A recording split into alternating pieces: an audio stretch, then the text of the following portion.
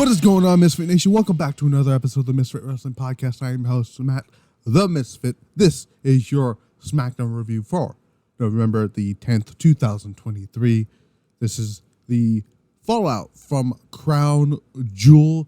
I'm sorry that I haven't been able to do a lot of stuff this week.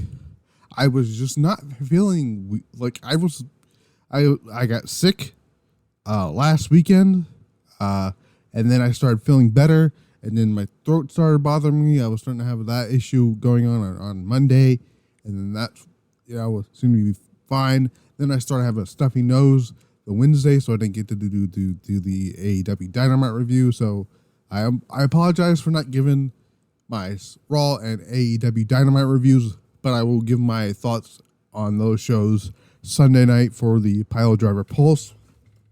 We also are going to go over the Tag League stuff for this weekend. We did find out that Micah and Megan Bain will be going into the finals of the Tag League. A lot of unfortunate things coming out, more injuries to Stardom. All that stuff is going to be happening on Sunday. We'll go over that, as well as one of the big matches for Gold Rush has been pulled from the show, and we'll talk about that, all that on Sunday. But this is your this is not the Pile Driver Pulse. This is the Misfit Wrestling Podcast for SmackDown. All the social medias at Pile Driver Pulse on Twitter, Misfit Wrestling Pod on Instagram, the audio outlets Spotify, iHeartRadio, Amazon Music, Google Podcasts, Stitcher, Audible, and Pandora. SmackDown, I thought was not an excellent show, but a very good show. A lot of things happened on the show, including we've seen two heel turns. Well, one heel turn. One wasn't really a heel turn because she never really was a babyface. She never really turned babyface here, but we've seen two new additions to, for the time being, Damage CTRL, which was the bulk of the show, which I thought was excellent stuff. We've seen the heel turn of Santos Escobar, which actually opened the show. We're going to talk about that as well. Kevin Owens graced our ears on commentary for the entire night, which I thought was, outside the main event, was awesome stuff. Gotta love Kevin Owens here. Roman Reigns, obviously, was not on the show, because why would he be on the show? But, so prior to SmackDown, Kevin Owens came up to Nick Aldis and said, Corey Graves, congratulations to Corey Graves and Carmel, who had announced the birth of their child this, I think today, was it today? Which Kevin Owens made the hilarious line to Nick Aldis, which I thought was fucking hilarious. If I can find it here. Give me a second here. It was funny, so I'm trying to find it. Oh, somehow he managed to procreate with Carmel, which got me laughing. But he said, well, there's a spot open on the commentary booth, and I'd love to take that spot. He said, that's a great idea, Nick Aldis said. But on one condition. If you lay a hand on any other talent on tonight's show, you'll be suspended. So that was the caveat. They agreed and all that stuff here. So, I would have just loved to see Michael Cole and Kevin Owens just do the show from now on, because Kevin Patrick, oh my God, he gets me he makes me want to rip my ears out. That's how bad Kevin Patrick is in commentary. But we started off with not Bayley. I would have loved to see them open the show with Bayley and then close with Damage CTRL in the main event, just to bleed through the rest of the show here. But they didn't do that. Rey Mysterio comes out, welcomes the fans to SmackDown, then addresses losing the United States Championship to Logan Paul. Logan Paul obviously not here. Says that Logan Paul stole the title from him, which while the referee's decision is final, Logan Paul wouldn't be able to beat him without brass knuckles. He promises he'll do whatever it takes to get a rematch. Carlito, his music comes out. He makes his way to the ring and says that no one wants to see him as the United States champion more than him. Talking about, Logan Paul, he doesn't want to see him as the United States champion. But he shouldn't be blaming Logan Paul for the loss. he should be putting the blame on the person who left the brass knuckles on the ring apron, which was Santos Escobar. And they looked at him. Gets in Santos' face as Carlito. Cruz, Del Toro, and Joaquin Wild try to hold him back, and an angered Escobar leaves the ring. Rey and Selena Vega chase after him, as does Del Toro, and Wild question why Carlito just did what he did. Then we have Bobby Lashley versus Carlito. This is Carlito's first match on SmackDown, and I want to say, let me look that up here. I want to do a live search here. First match. Actually, the first singles match on SmackDown. I want to say here. So his first singles match on SmackDown since April 7th. His first singles match on SmackDown since, I'm trying to look this up here. I'm trying to find first singles match on SmackDown. It was mostly tag matches here. Okay, here we go. First singles match on SmackDown since December 22nd, 2008. When he defeated the Brian Kendrick in Toronto, Ontario, Canada. But this is his first match as a full-time performer.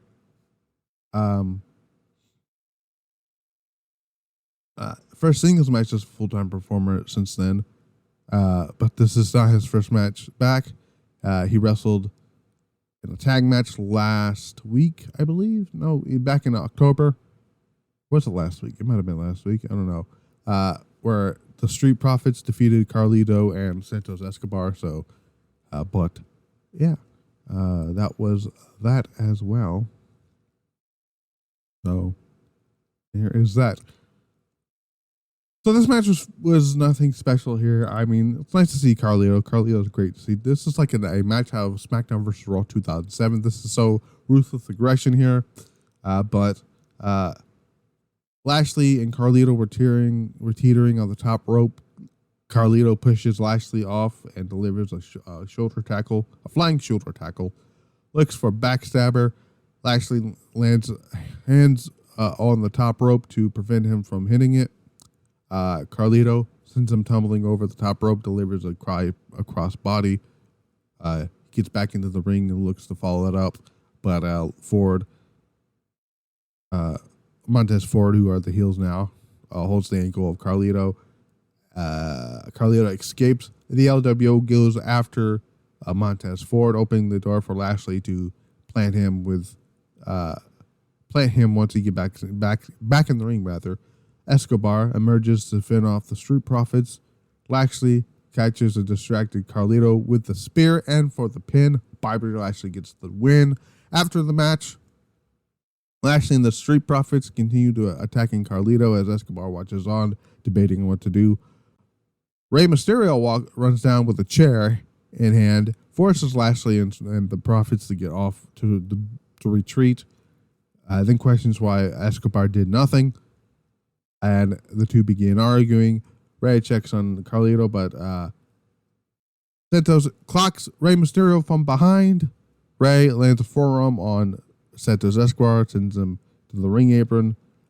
They look for help here. Looks to help him up, but Escobar sends him crashing spine first into the back of into the ring post. Lands on the ring steps and Santos delivers a drop kick onto the steel steps into the left knee of Rey Mysterio. Tells Rey he was the hero. He made him do this. Tells him that this is what was supposed to be between the two of them. And when we go back to commercial break, Kathy Kelly is chasing Santos Escobar, looking for an answer. Asks why he attacked Rey, and Escobar says he had it coming and storms off. So, not really any build towards, like, this was planned back in September. Like, this was the plan back in September, but there was really no, like, maybe there was like that one time where Escobar was getting the title match, or not title match. Was it Escobar? No, it was Rey Mysterio getting the title match. I think it was Rey Mysterio. It was was it Rey Mysterio or was it Escobar getting? I don't remember who it was. Though. It was actually it was Rey Mysterio getting the title match. No, it was Escobar getting the title match, and then Escobar got attacked, and the Rey took the spot from him, and then Rey won the title. Other than that, there really wasn't any like build towards this heel turn. So, like, I mean, I'll look. Triple H is in charge of creative now, and based on how we saw how the main event ended, and how I'm excited for that WarGames match way more than I am the men's WarGames match. I have faith in Triple H, so I'm gonna give Triple H the benefit of the doubt because he knows how to tell a story, and I'm just gonna let it play out and see what happens there. Then we go down to Bayley. She comes out of the ring here. This is part of this whole situation here. She says she had a plan and a vision for Io Sky and Dakota Kai since Damage CTRL first began. Says that everything she wanted to happen for them has happened. She says that Io Sky has defeated the best in the business. Names Asuka, Charlotte, Bianca. It's Io's era. Thanks to her plan, says Crown Jewel should have been the group's proudest moment, but she was blindsided by the return of Kairi Sane. She says that Damage CTRL doesn't do things that way and calls Io down to the ring. Io comes down here with Dakota Kai and Kairi Sane like it's so badass coming out here. Bayley asks why Kairi is there. Io says that she had a plan too to retain her title. She asked Bayley if that's what she wanted, and Bayley said that it is. Bayley then throws it over to a video asking, well, last time Kairi was in WWE, this happened, which is going back to July 27th, 2020, where while Asuka was in the ring defending her Raw Women's title against Sasha Banks, Kairi was getting attacked here, and then Kairi was basically written off WWE television, and that was the last time we saw her on WWE TV. She stayed around with WWE for a couple months as an ambassador, and then once her contract expired, she went back to Stardom, and the rest is history. But Coda says explains the reasons she is concerned about having Kairi around. Dakota gets the microphone and says, Kairi wasn't brought into Damage CTRL to hurt Bayley. Dakota says that they wanted to take some weight off of Bayley, and the group is stronger than ever. Kairi says she respects Bayley as the leader of Damage CTRL, and she, for quote unquote, forgives her for now. That's going to come back to bite Bayley in the ass. I just know it. Kairi looks to hug Bayley, and Bayley says she doesn't do that anymore. They all go in to hug Bayley. She starts smiling. Bianca's music hits. She comes down to the ring, says that Kairi might forgive Bayley, but she certainly doesn't. And all that stuff. Out comes Charlotte and Asuka. Asuka starts speaking, doing her Asuka stuff, and I swear to God, I didn't even notice this until somebody brought it up. When she said nobody is ready for Asuka and did her little dance and stuff, the camera caught Kairi corpsing. She cracked on live television because of Kairi, because of Asuka. I think something tells me before the show, I feel like Io and Asuka had a bet backstage saying betting how fast or which one of them can break Kairi on live television, and it seems like Asuka won that one. But just think that's pretty funny here. We got a rematch from last week. I think it was from last week. Dragon Lee versus Cedric Alexander. That didn't go very long here, but it was fun for what it was. But Dragon Lee delivers a German suplex and a super kick onto Cedric Alexander. Alexander responds with a Spanish fly and a Michinoku driver, but near the end, Dragon Lee managed to hit his finisher for the win. 1, 2, 3, and Dragon Lee gets the win. It was a fine little match here. Nothing too much to write home about. The match last week, I think they wrestled last week. I'm not sure. Let me look here. Was it last week?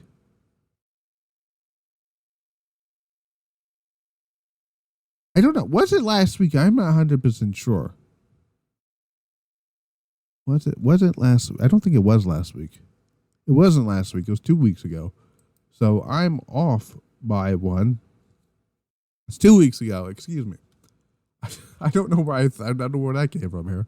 But then we got LA Knight making his way down the ring here. This is the first time we've seen LA Knight since losing to Roman Reigns at I almost said Money in the Bank at Crown Jewel. LA Knight wants to walk to fans and say Crown Jewel didn't go as he hoped, but he wishes he could stay. You could say he fell short and lived up to expectations, but he'd be a liar if he did say that.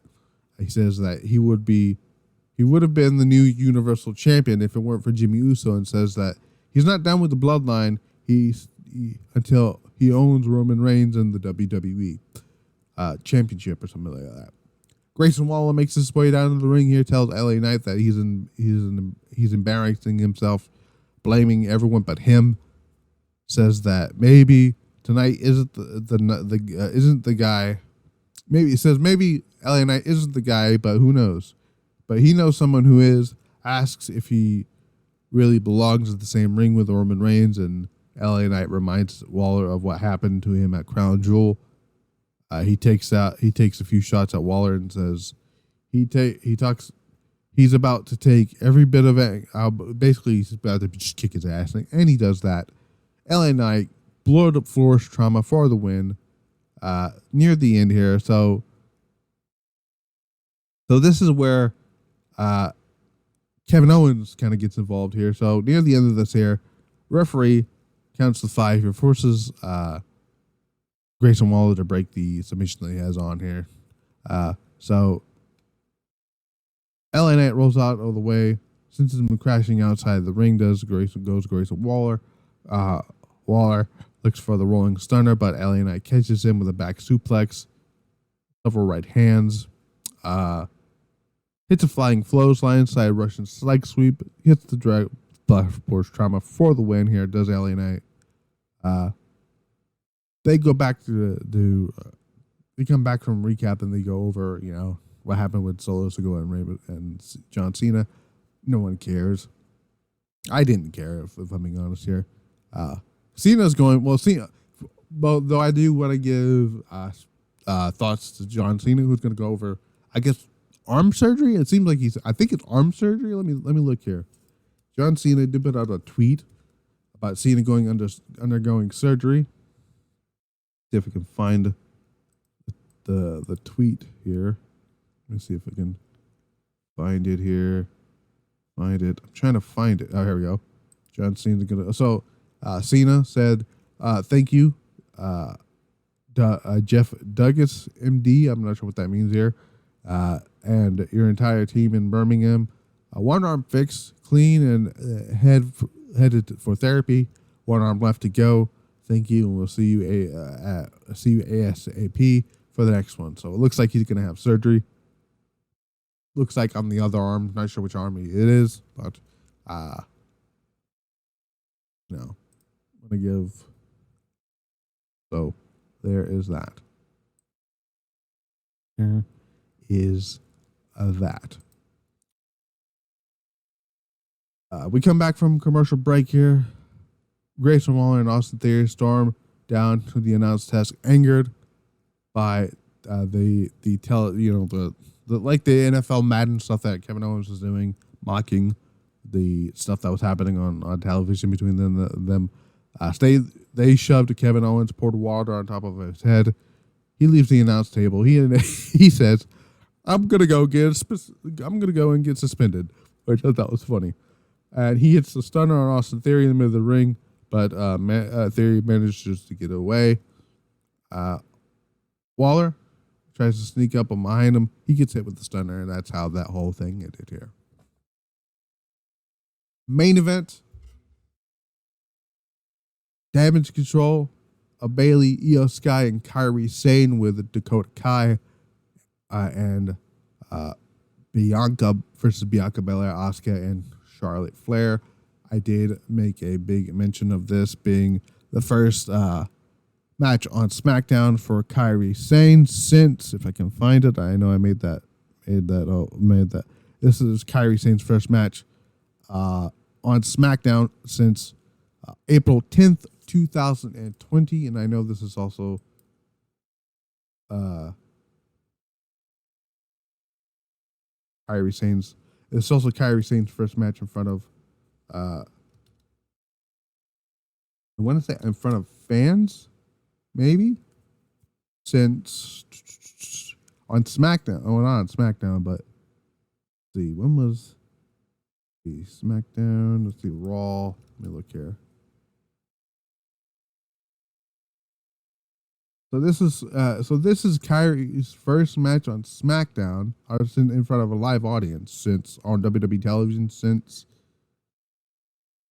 So I don't know when exactly the. Oh yeah, here we go. So it was March 9th, 2020. It was a Monday Night Raw episode. Asuka and Kairi defeated Liv Morgan and Natalya. So there is that. This match really didn't get very much going here. I'm going to skip towards the end here. So, Bianca Belair is looking to tag in Charlotte Flair. Kairi comes around and pulls Charlotte off the ring apron here. Bailey blindsides her and levels Bianca. She looks to tag in Asuka. Again, Bailey's trying to stop her.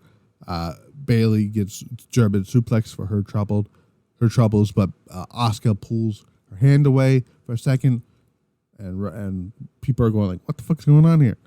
She sprays the blue mist in the face of Bianca Belair. Asuka then comes in and hits a kick to the face of Bianca Belair. Kairi, she hugs with Kairi in the middle of the ring.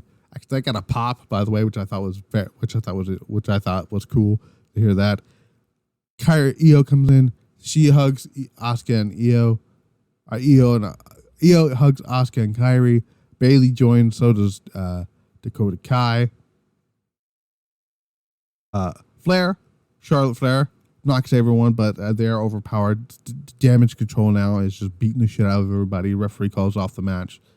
As Asuka now is part of Damage Control as Asuka, they start beating up Charlotte. Shotzi comes out of the ring to even the odds because last week and the week before, like past few weeks, Shotzi's been teaming with Charlotte a little bit. But again, that doesn't go anywhere here. She gets taken out here. Io hits Charlotte with the moonsault. Bianca tries to help out. Kairi hits her spinning back fist and then hits her insane elbow.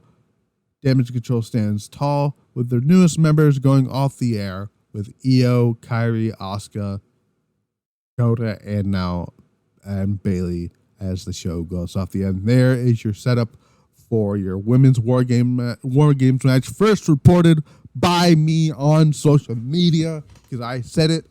I am the one who said it, and I should get credit for it. I know I'm not going to, but I said, and I quote, I've heard this was on October 6th, 2024 on at 4 p.m. I said, I have heard there are indeed plans for WarGames at Survivor Series in Chicago. One of the planned WarGames matches is the Judgment Day versus Cody Rhodes, Jey Uso, Sami Zayn, and Kevin Owens. As of right now, that Kevin Owens ended up turning into Seth Rollins. The other rumored WarGames match is to be centered around Damage Control, and I was correct. Now, the current card for WarGames as it stands. The official matches announced was Gunther defending the Intercontinental Championship against The Miz. A weird choice, but whatever. Rhea Ripley would defend the women's world title against Zoe Stark. So this is going to be kind of like last year, where the main women's champions are going to be in WarGames, while the second women's champions are going to be in defending the title. And then the men's WarGames match, as it stands, there's rumors that they're going to add 2 other members to one each team of the men's team. Right now, it's the Judgment Day featuring Finn Balor, Damian Priest, Dominic Mysterio, and JD McDonough taking on Cody Rhodes, Sami Zayn, Jey Uso, and Seth Rollins. The rumor is that Drew McIntyre is going to be added to the Judgment Day side of things, and Randy Orton, returning Randy Orton, rumored to be the other guy going to be. And if they're going to do Randy Orton joining that, they need to announce it before Chicago, because if they go into Chicago for Survivor Series, when is Survivor Series? When is Survivor Series? Is that Survivor Series? That is the 25th of November. If they go into the Survivor Series on November 25th, right? And they do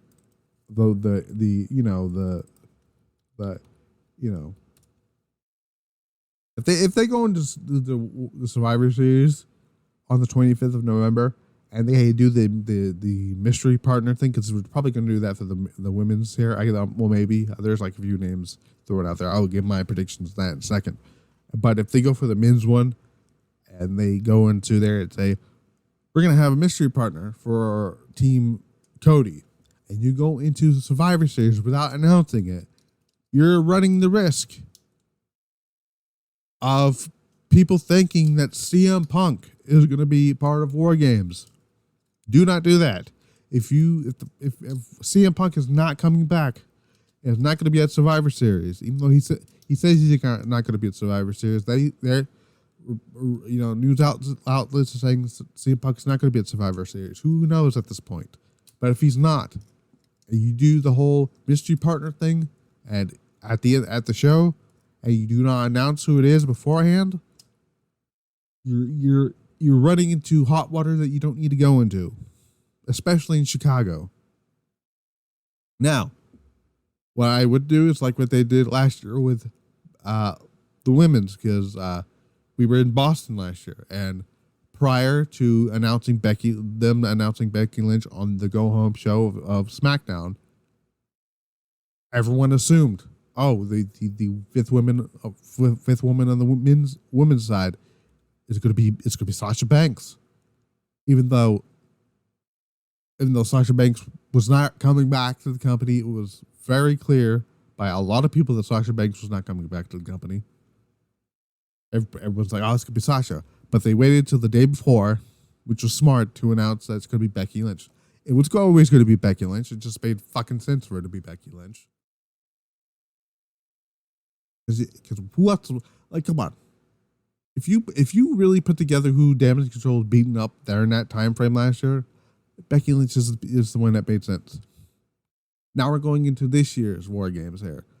The women's side here here is the rumored matches for WarGames. Logan Paul will probably defend the United States Championship against either Rey Mysterio in a rematch from Crown Jewel or Santos Escobar. And Santos Escobar gets the title, and they do that match at WrestleMania. They'll still do that match at WrestleMania, but I don't know if they're going to have the title involved, because I think Logan Paul needs to have the championship in order to do that match with LA Knight at WrestleMania. Shinsuke Nakamura may wrestle on that show, because he's doing his whole thing of who you trying to call out or whatever. He might do an open challenge here. Will they throw a CM Punk on that? I don't know. As a fan, I'd love to see CM Punk versus Shinsuke Nakamura. Give me that all day. Who knows? And then tonight, they kind of teased it being LA Knight and Kevin Owens versus Grayson Waller and Austin Theory. So, yeah. It's not officially announced though, but it is pretty much set in stone at this point here. The women's WarGames match: Bayley, Io, Kairi, Asuka, Damage CTRL. It's 4-4. It seems like this one's going to stay 4-4 versus Bianca, Charlotte, Shotzi, and TBD. Few names pop out for TBD. So I'm going to throw the one that I don't think is going to happen because people are just stupid. I do not think it's going to be Jade Cargill. Why would Jade Cargill be involved in this? She has no ties to any of this at all.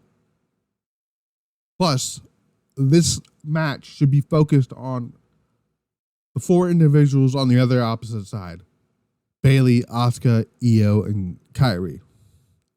This is about Damage CTRL. This is not about Jade Cargill. Do not waste Jade Cargill's first match in WarGames when the story is not about Jade Cargill, because then you take the what's the not the lust. What's the word I'm looking for here? Not the momentum. What's the word I'm looking for here? You take away the spotlight from Damage CTRL, and now it's on Jade Cargill. Don't do that. That's not fair to Jade, and that's not fair to the one storyline on the women's division that people actually give a shit about. Two other names here. One is not really that likely, given she's doing something else with the LWO. That is Selena Vega. One is probably more likely than the others that I'm mentioning here. That is Mia Yim. She has been teaming with Shotzi on dark matches, and realistically, it kind of just makes sense for it to be Mia Yim. It's not going to be Julia. I know some people are just throwing it out there. Julia is coming into WWE. I'm gonna put that out right here, right now. She's not signed or anything, but I'm 80% sure that Julia, when her contract is up in what the fucking month is it? March of next year, she is leaving Stardom and she will come to WWE. That is my prediction there for that. So, but for Survivor Series, it's not Julia. Saray has went to Sukiban. Fine, whatever. Cool. I have to tell people how dumb they sound with the whole with Saray and her with the whole she was treated badly in WWE.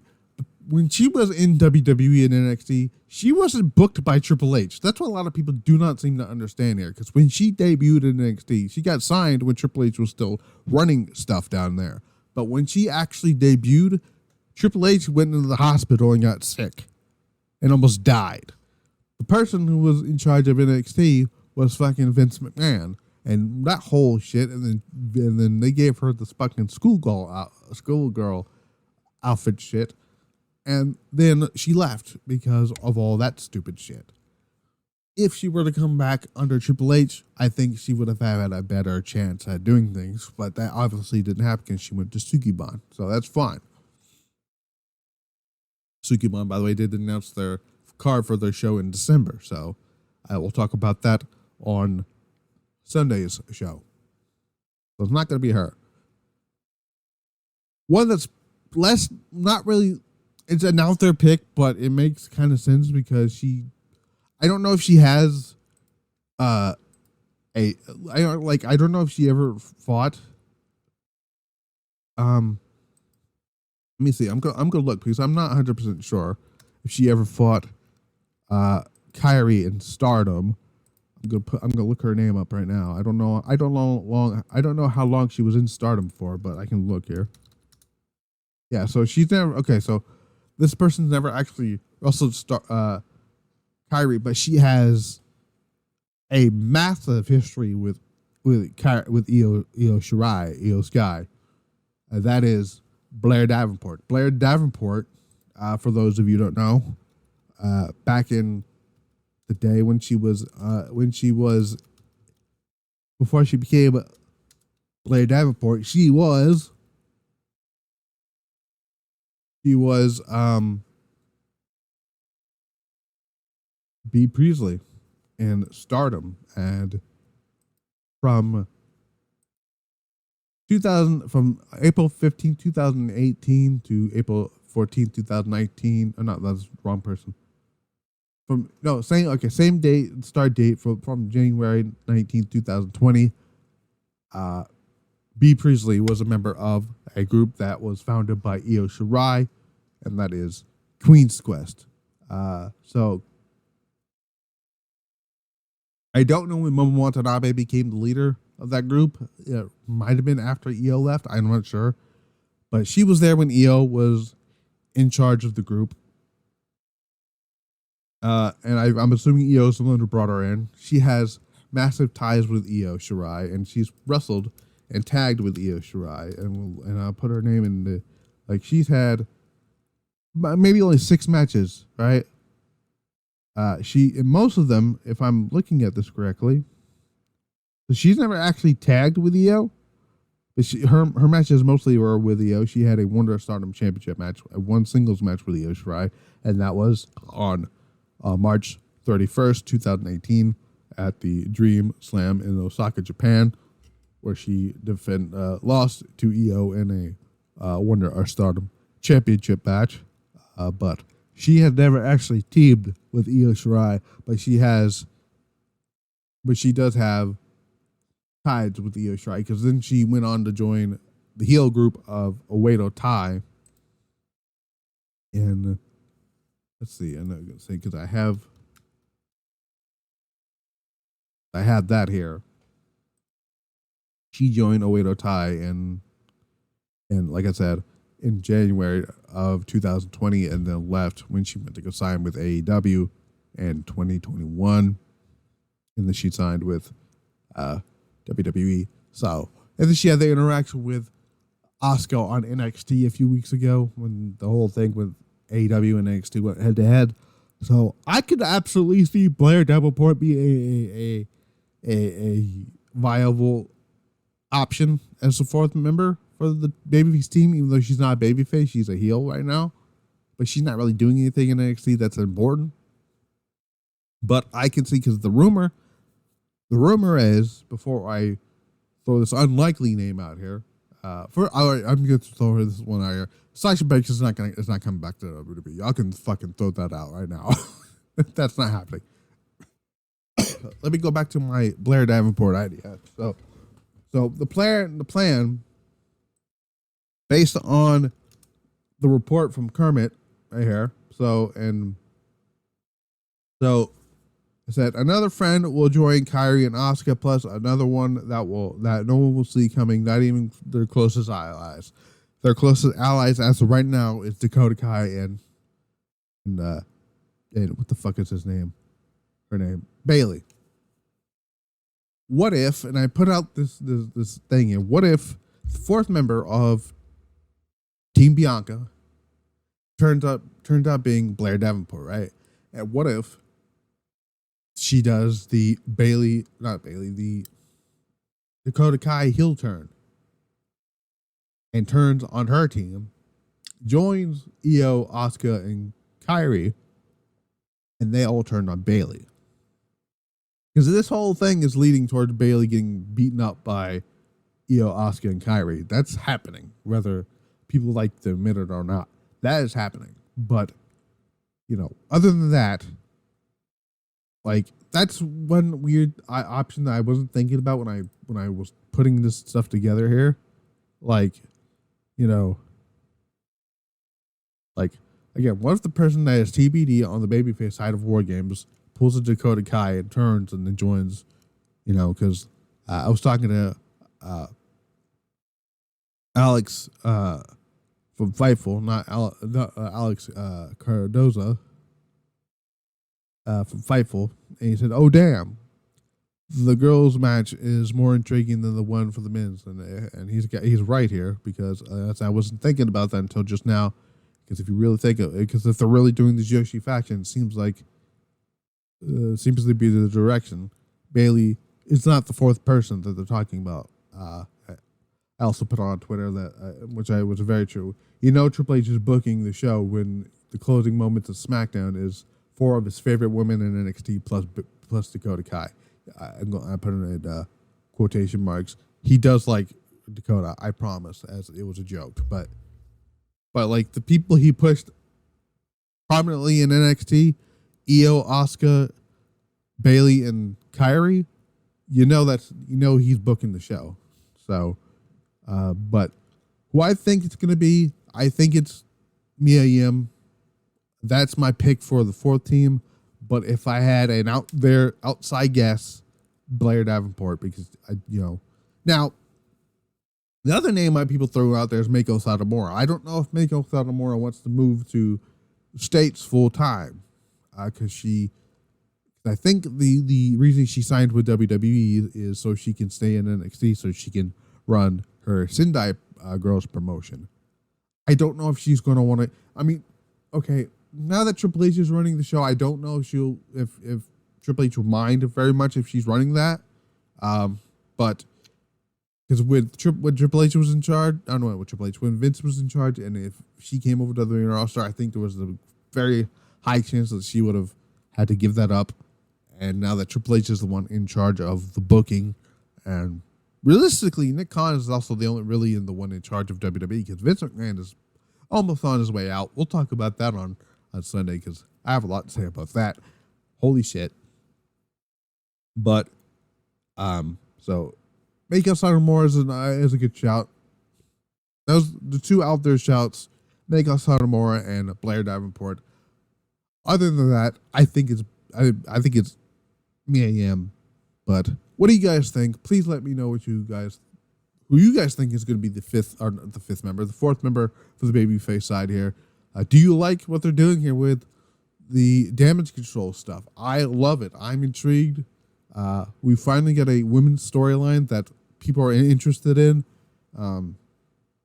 Think people owe Triple H an apology when he says he can't book women's wrestling storylines. He's doing so because it was the focal point of Friday Night SmackDown tonight. But yeah. But I've been Matt the Misfit. This has been the Misfit Wrestling Podcast. I will see you guys back here for Sunday night. The Pile Driver Pulse. We'll go over the finals of the Goddess Tag League for Stardom. We'll go over some Stardom news as well with Tam Nakano and Suzu Suzuki. Their match being pulled from Gold Rush due to Tam Nakano's injury. We'll talk about Zuzu's reactions to that match being pulled. She's not a happy camper, and I don't blame her. That match has been replaced with Suzu versus Azumi and Starlight Kid in a 3-way, which will be a fantastic match, but it's not the match people want to see here. There's that. Koguma is excuse me, I didn't mean to do that there. Koguma, I believe I've already talked about this last week, but Koguma is out with an injury here. Saki Kashima now is out with an injury here. That's another blow to the Stardom roster, and that as well. We'll go over New Japan Pro Wrestling's Lone Star Shootout. Unfortunately, we're gonna have another match between the fucking Tamatanga and fucking Shingo Takagi. I really wanted Omega and Shingo, but that's not happening. And Mayu is over there in the States defending her title on this show. We'll also go over Collision, Dynamite, and Monday Night Raw from this week here. But I've been the Misfit. This has been the Misfit Wrestling Podcast. Until then, we're out.